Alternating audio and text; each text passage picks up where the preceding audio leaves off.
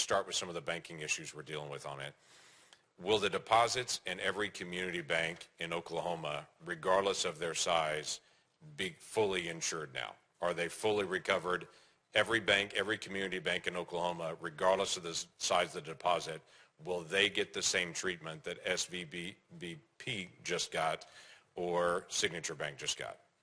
A bank only gets that treatment if a majority of the FDIC board, a supermajority of the Fed board, and I, in consultation with the president, determine that the failure to protect uninsured depositors would create systemic risk and significant economic and financial consequences. So what is your plan? Made that determination. Right. So what is your plan to keep large depositors from moving their funds out of community banks into the big banks? We have seen the mergers of banks over the past decade. I'm concerned you're about to accelerate that by encouraging anyone who has a large deposit in a community bank to say, we're not going to make you whole, but if you go to one of our preferred banks, we will make you whole at that point. Look, I mean, that's certainly not something that we're encouraging. That is happening right now. That is happening because depositors are concerned about the bank failures that have happened and whether or not other banks could also No, it's happening and because you're fully insured no matter what the amount is if you're in a big bank. You're not fully insured if you're in a community bank. Well, you're not fully insured. And you were at Signature, and it just barely met that threshold. You were at Signature.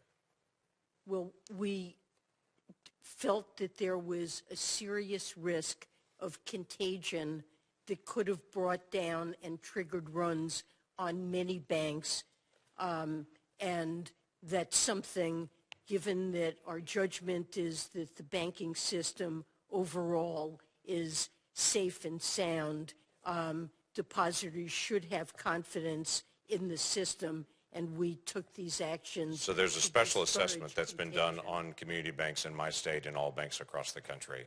Was there any discussion that that special assessment would only apply to the larger banks, or was it always assumed the special assessment would cover every bank, including rural banks in my state?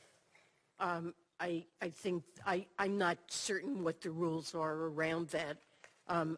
That's for the FDIC to determine. It has been reported publicly that SVB had a large number of Chinese investors that are there, including some that were companies directly connected to the Chinese Communist Party.